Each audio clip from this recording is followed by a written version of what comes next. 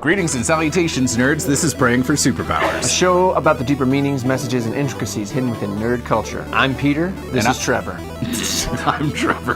We're at Starfest. We are still recording at Starfest. I know that you've probably seen that from us for the past couple of weeks, but we need to catch up on recording at some point in our lives. Yeah. We're busy people. This is for fun. And you've been asking for a Kelsier Part 2. And so that's what we're bringing you today. We wanted to come to you with all of the knowledge that we left out and all of our ideas we left out of the first video.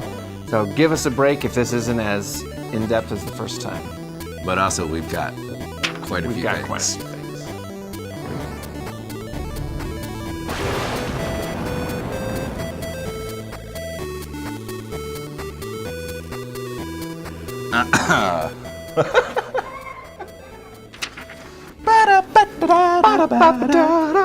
Okay. Kelsier, genius, murderer, fool, power, survivor, of all. Meh, that's bad. Bad haiku. Cut that. I'm not. Sounds like some poetry. Okay, so Kelsier, the sovereign, the survivor, the Lord Ruler, Right, One Eye. One Eye, That's not his name yet. brother of Iron Eyes. Although I don't think in the Second Age people really would consider Marsh and Kelsier brothers. I think it's known but not acknowledged. Well, this is actually really interesting, and this is a tangent. Brandon Sanderson is Mormon, and the Mormon religion, Satan and Jesus are brothers. Iron Eyes is death. He kills people that Harmony wants dead. That's his job, and his brother is Kelsier. Yeah. So Interesting. One thing that I found super fascinating in my research of all this was the concept that Kelsier's bones still exist. Yeah. So they've been worn by Ursur, spoilers, by the way. They've been worn by Ursur and Tensoon. And it's noted that Tensoon keeps the bones. And so until words of Brandon. the last, we're at Bands of Mourning, and hopefully we'll get another book where Kelsier will be a little bit more active, because, we see his arms, those arms. Those arms. Those arms. So I'm really hoping that we will be able to see those bones play into the picture a little bit, because I think that would be so cool. Yeah, Brandon has said read and find out for whether or not there are Khandra on Roshar, but he has said, he has answered the questions, should I consider it suspect that the head assistant to King Taravangian is able to turn his emotions on and off super easily and has no body hair? And Brandon's response was, yes, it should bother you. So the question is, maybe Kelsier's bones have made their way to another planet, because that's not what's bound to Roshar. No. Maybe Kelsier's scarred arms are going to appear. That would be so cool. That'd be so cool. We'll also have to do an episode on Taravangian, because I think he might be one of my favorite characters in all of the Cosmere. Okay.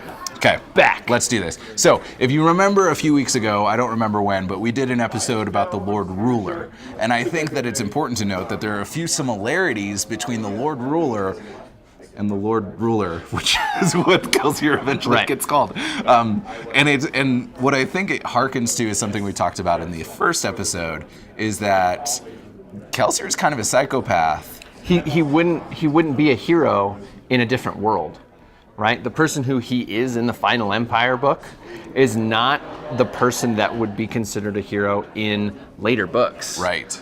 In the Bands of Mourning, in the Wax and Wane series, because he's too dark.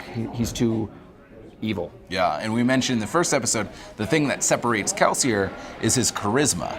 And as I was pondering that a little bit more, I was thinking about all of the psychopathic leaders that we've had in history who have been pretty awful people and done awful things, and they got away with it because they were charismatic. They were able to sway the opinions of others. They were able to convince others, hey, we should do this. We should take out the entirety of government and do it just the 5 of us. 6 of us, however many there were in the original crew. I don't remember.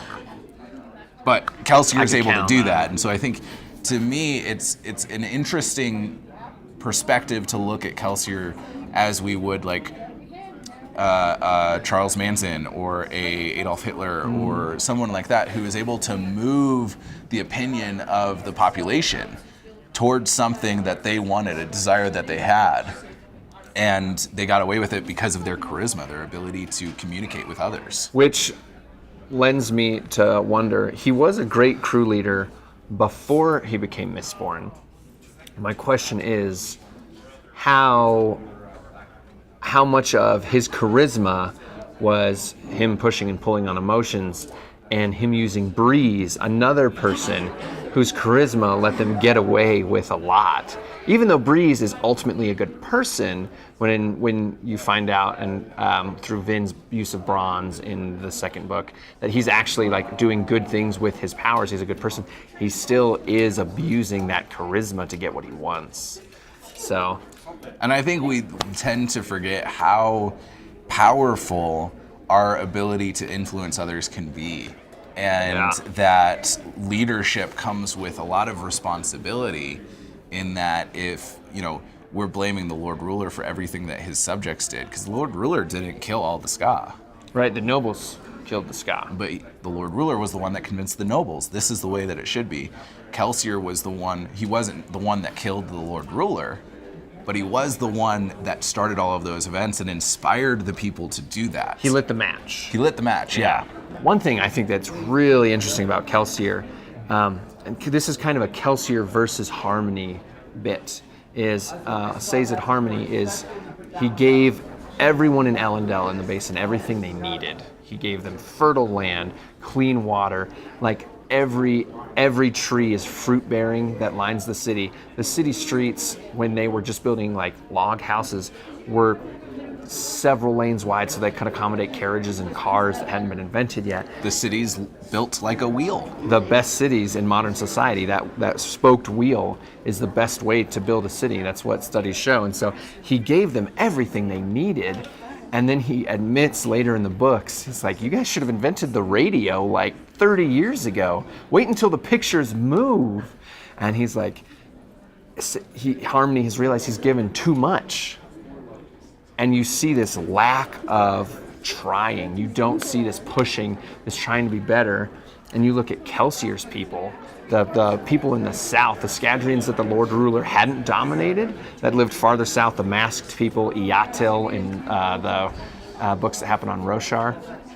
And you see flight, you see a crazy magic system turned into a technology system. You see something that is, honestly, it's like Farrakhaming without piercing the skin. I don't even understand how it works. I'm sure someone out there does. We'll find out eventually, I'm sure, once we get our final book. Once we get the last book, since he's currently still working on all the Skyward trilogy, apparently. You do you, Brandon. You do you. I'm not really that mad. I'm actually loving all of these.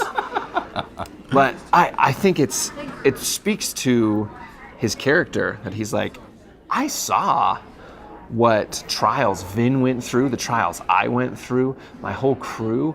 Trial builds a strong character, and Sazed saw the whole thing too, but because he is a different person and because he is a good person, he decided, I'm going to give you everything. I don't want you to have to live through that trial. I'm going to bless this land as much as I can. And it's just because of how they view the world. Yeah. Well, and it's interesting, too, to kind of continue with the comparison between Sazed and Kelsier, that Sazed has all the information. Well, at least, I'm exaggerating. But and he's only ruin and preservation, and he's harmony, so he doesn't have the other 14 or 15 aspects of God. Yeah, but he knows all the information about religion, and he knows a lot of other information as well. He's a scholarly character. Kelsier is a street rat, and he's a prisoner that escapes and is given power. And it's interesting to see how the information that Sazed has influences the way he interacts with the world, and the way that Kelsier has limited information and kind of just sees a flower and doesn't know the context of what that flower means, whereas Sazed takes that flower and puts it in the context to make the full picture. It's interesting to see how Kelsier's behavior changes, and we've talked before, all behavior makes sense in its context, and I think some of the context of Kelsier is that he hasn't gone to school, he hasn't learned physics or philosophy, or like he doesn't have that education. He has a street rat education. Yeah, it's very interesting. I hadn't considered that. I think also we can talk about, Harmony is Sazed was castrated as a youth to be a eunuch, and that's part of the Lord Ruler's breeding program. And he mentions a lot in the second and third books how that affects him physically, mentally, and emotionally. And I think a lot of that blends into the Harmony aspect of him wanting peace for people. Yeah. And it kind of comes down to Kelsier thinks that you should be refined through a fire. You need to go through the crucible to become this strong and powerful person. And while that is true for him, we also see people who don't go through that crucible. These people that live a good life and then choose to do something good. Ellen Venture's life was hard, because everyone's life was hard in the Final Empire. That's the point of the book. But being beat at a young age too. Right, being beaten at a young age and several other things like that happened. It's intense. But Ellen had a good life, even though it was a harsh world, and he chose to do better. And Kelsier had a hard life, and he chose to do better. And Sazed had a hard life, and he chose to do better. They chose to do better in different ways. I think Kelsier's way lends, at least if it's not the best way, it lends itself so far as to being the most productive way, which I think is really interesting. I mean, he got a lot done. So here's my theory. So Spren on bringing it, zooming in here. Spren on Roshar are given form because they're just cognitive beings that have been given personification and then gained thought and sentience through that, right? So you speak of a river as a woman, and the river spren is a female, the wind sprens as females. They become living creatures. Sylphrena exists. That is the point of that. Kelsier is a cognitive shadow. His last words are, "You cannot kill me. I am the one thing you cannot kill. I am hope." He has a religion based around him that is growing and growing. And if the space opera part of the Mistborn world, if his religion has continued to grow and spread from planet to planet, I think people viewing Kelsier as the Lord Ruler, viewing Kelsier as hope, as God, he is going to exist beyond who he is. He is going to ascend because of people's thoughts. It's going to have nothing to do with the shattered powers of Adonalsium. He is going to ascend because people are viewing him as worth more than before. It's kind of like writing in a name for a presidential election, but everybody did it, so now we've got a president. Right. That's essentially what it is, and it sounds super ridiculous, but we're seeing how powerful an image is and how powerful a ideal is. And I think it's really cool to see how that can spread like wildfire and see the transition from the first age of Mistborn to the second one. Okay, I'm gonna go deeper. Kelsier's line, "There's always another secret." There's always another secret. Okay, I'm gonna go deeper. Kelsier's line, "There's always another secret." Preservation's line, "My plans, I had deep plans. Are they deeper than his? Maybe." So here's my question. Preservation, literally the peace of God whose entire purpose is to preserve, picked Kelsier. Right? So Ruin picked Kelsier. And Preservation said, I am going to preserve Kelsier. How much did he think to preserve him? Did he think, you know what, I'm actually going to preserve you for eternity. I am going to make you, I'm going to give you this power. That's not as good of a theory. It goes a little too much into information It's kind of we like don't the have. Night Mother being able to give gifts and powers. The Night Watcher. The Night Watcher. Being able to give A boon gifts and or a boon, and we see preservation is a shadow of himself in the end. And so perhaps there is an ability that preservation had to give some extra preservatives to the Kelsier soup. Basically, maybe preservation, his long game, the extra secret in Kelsier's story, is not that Kelsier was just preserved for a day, for 500 years, but for ever. And so in the third trilogy of Mistborn, his bones still will not have decayed, because I think it takes a considerable amount of time, like close to several hundred years before bones actually start to decay. It's been 500 years since the first trilogy. Right. And so I think like this Plus, would... the Khandra probably know how to treat bones so they don't decay. That's true, they're probably mummified or something. Those Khandra. Meh, Khandra.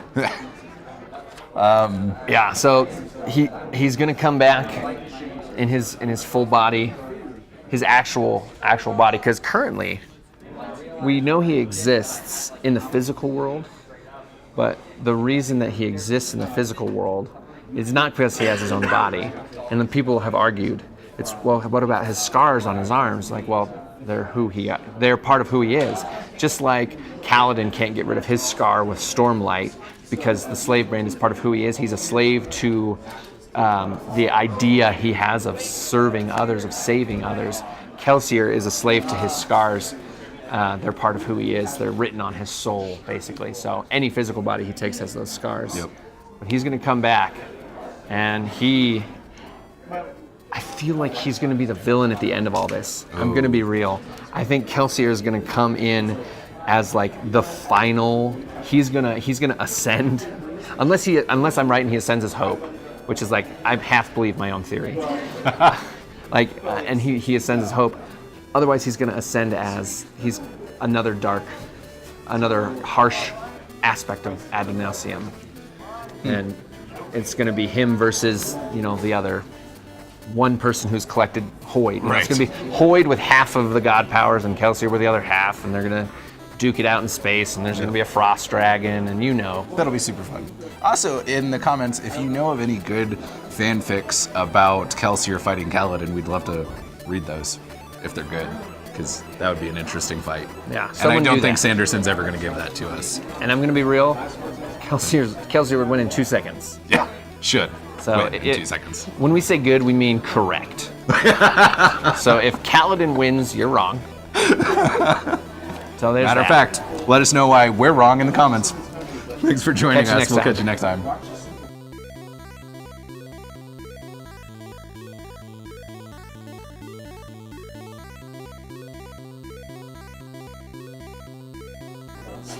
Footnote, bones decay after how many years, Adam? About 40 to 50 on average. But 40 it to 50 depends years. on the soil that's how they're preserved. If it's a non-acidic soil in a dry climate, they could last thousands of years. So mummies Yeah. are dried out, I mean, wrapped, and then Tensoon would buried take in care of the sand. bones. Yeah. Okay. So Kelsier's bones, totally plausible. love it. They're probably buried out in the rough somewhere. Ooh. What if they're not even buried? What if they're like just preserved in like a special container? A sarcophagus. Or Yeah. inside of a chondra.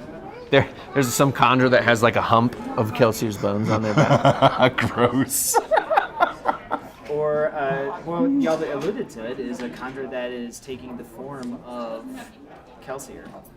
I know that honestly, what I think is another chondra stole the bones Well, and they could have the But they bones know and not because- look like Kelsier. because they had to have eaten the body and only Or Sir, who's dead.